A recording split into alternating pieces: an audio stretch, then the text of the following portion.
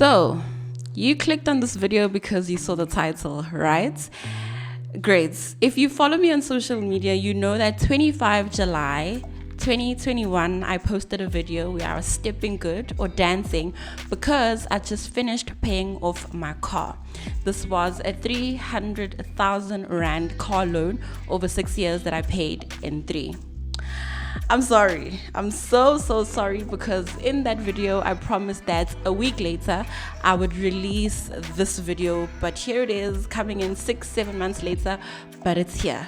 You're here and thank you. So today in this video I'm going to talk about how and why I decided to pay off my car in 3 years instead of 6. Let's take it away.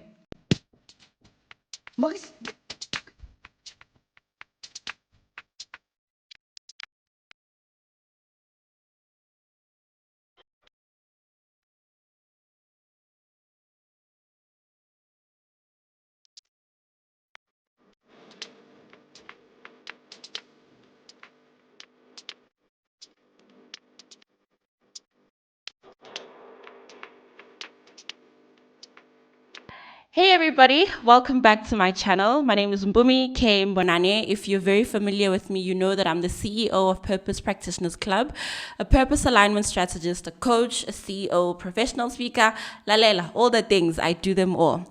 Today, I am going to first start by giving you a story time, and then I'll explain to you why it was important for me to pay off my car, how I did it, how you can do it, and how I can hold you accountable to whatever it is you want to do.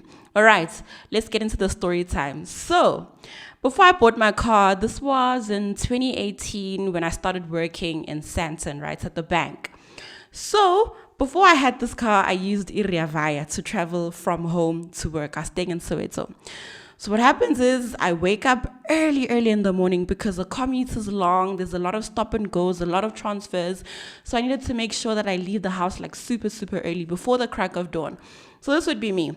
I leave the house, I get to the bus stop, or I walk to the bus stop, take a bus to Togaza Park, which is like a bigger station that a lot of transfers happen at.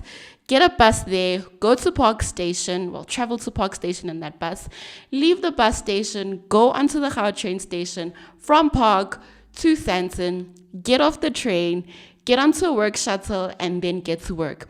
You can already imagine, by the time I get to work, I'm tired, I'm drained, the buses were not on schedule. There were a lot of people in the bus, sometimes you had to stand. Woo, it was a mess. Even the Gautrain actually sometimes used to get so full that you have to stand at times. So this was going to work, coming back from work. And I did this for maybe 6 months until I was really fed up. And it was the time I actually started joining the gym. So I'd carry this big, huge gym bag with all my things to bars, to gym and all of that. And guys, it was just a mess. It was a crazy mess. So what the bank does normally is that they've got deals or specials with these car dealerships, right? So that year, I think it was June or July, beginning of July, so 2018, I see an email in my inbox, and the email says, we're running a special with Ford or Toyota for you to get a discounted rate on the car that you buy. And I was like, Lord, Hansinombona. So this is what I do. I then go on to the portal to find a sales consultant or a person who works in the vehicle finance department. I call them and I say, yo, I need to buy a car. Let's get this on the roll. So he does his parts. I do my parts in searching for cars. I get the car I want. I call the people at Toyota and I'm like, yo, I love this car. Tell me what I need to do and all of that. So I get the car, I'm happy with it. I shun all the suggestions and recommendations that the sales assistant was giving me because I just didn't like the cars he was showing. And then I go onto our portal, then I check if the dealership that I got my car in and the particular car that I got qualifies for the special. It didn't, but because I already liked the car, I was like, it's fine. I don't care. I'm getting this car nonetheless. Long story short, 25 July 2018, I go to the car dealership with my sister and her 2 kids, and we get the car. But before then, I still want to tell you about my traumatic experience with the Rea Vaya. And there was one particular day. It was raining, and Rea Vaya drivers were on strike. This meant I had to go take a taxi. So this is me, prim and proper, in my nice short boots, heel boots. They weren't leather, so they could easily get wet, and it was raining. I don't know what I was thinking, but I looked cute, okay? So that's me traveling to the stop for the taxis, because the bus stop obviously does not have any buses. And as I'm walking on the sidewalk, on the pavements, a car comes speeding by and I get splashed on by water. I don't think I'd ever experienced something like that.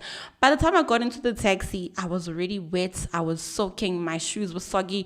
I can imagine that when I walked into the office, into the building, everyone turned to look because my shoes were going from all the soakiness and the wetness. Guys, I was really traumatized, so I had to get my car. So the day comes, my birthday, I go to Toyota and I get my car, right? And because I was so nervous, I had never driven a long distance with a new car. I had never had a passenger in a car that I was driving that long distance. Normally when I had somebody in the car, it was a driving school instructor or the inspector, making sure that I'm not bumping into anybody and I'm actually getting the stuff right to get my license. So I travel with my sister's eldest daughter, and she travels with her youngest daughter in my car. So I took her car and she took mine. We were getting lost. I was so nervous while I was driving. My sister's youngest kid, who was with her in my car, said, "Mommy, our sisters are missing. They're lost."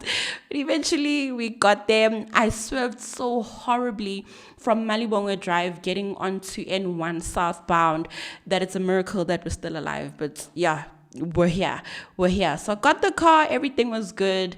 And then now I've got this installment that I have to pay every month for 6 years, which for me was really unfathomable. I did not want to do that. And let me tell you why. So number one, Proverbs 22 verse 7 says, "The rich rule over the poor, and the borrower is slave to the lender."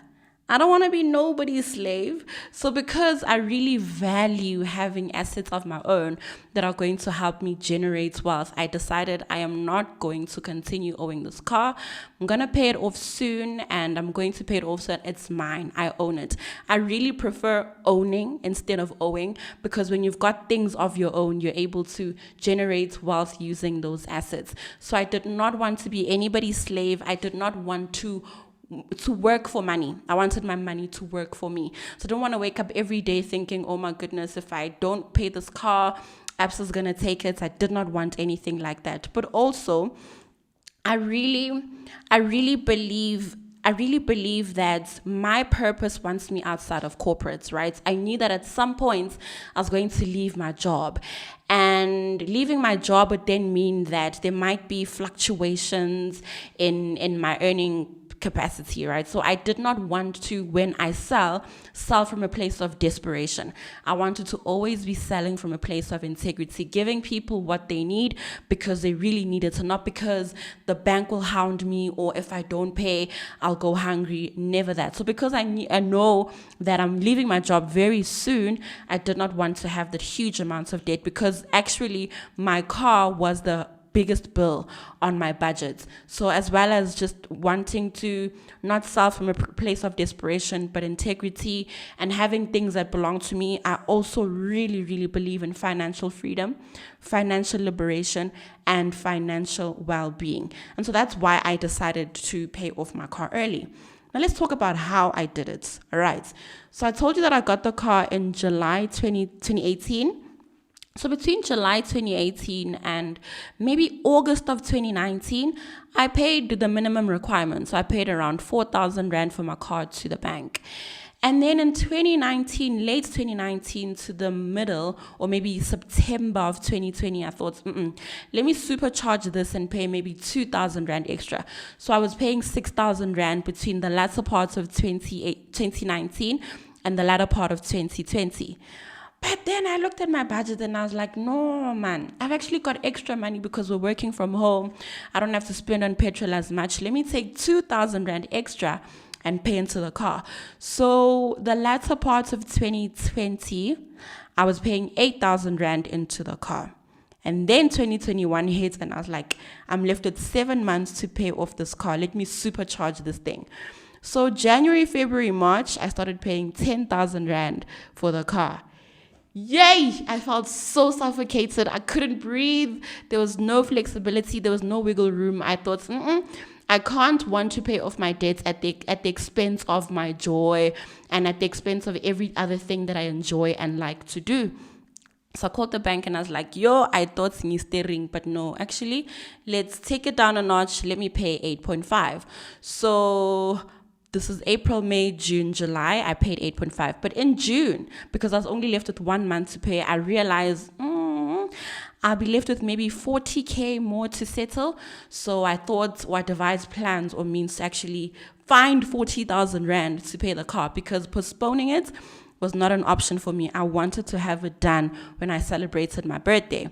So I started Purpose Practitioners Club in 2019 of November, and between 2019 and 2021, I had never paid myself. So I thought now's a good time to cash in on all my work. So I paid myself a bonus. I think I took out 23.5. So in June, apart from the 8.5 that I paid into the car, I also then paid a lump sum of 23,500 Rand from my business. But that meant I had like a deficit of 16,800 or so. So I looked into my finances and I realized I've actually got tons of money saved that is sitting in my savings account. So what I did then is that I took 16.8 from my savings, and then I paid off the car in July with the 8.5 installment. So at the end of July, the car was paid off. I whipped up my phone, got a song from Instagram Reels, and recorded the video that a number of you have seen, where I was celebrating paying off 300,000 Rand in a car loan in 3 years instead of 6 years. So the bottom line, right, how you can pay off your car. I've told you how I did mine, but from this, the principles I want you to take out are: you need to pay extra into the car. No miracle is going to happen if you insist on paying the minimum required amount. Pay extra into the car, whether it's 200 Rand, 500 Rand, 1,000 Rand, 2,000 Rand, 10,000 Rand, whatever it looks like. Paying extra really does help reduce the term of your loan.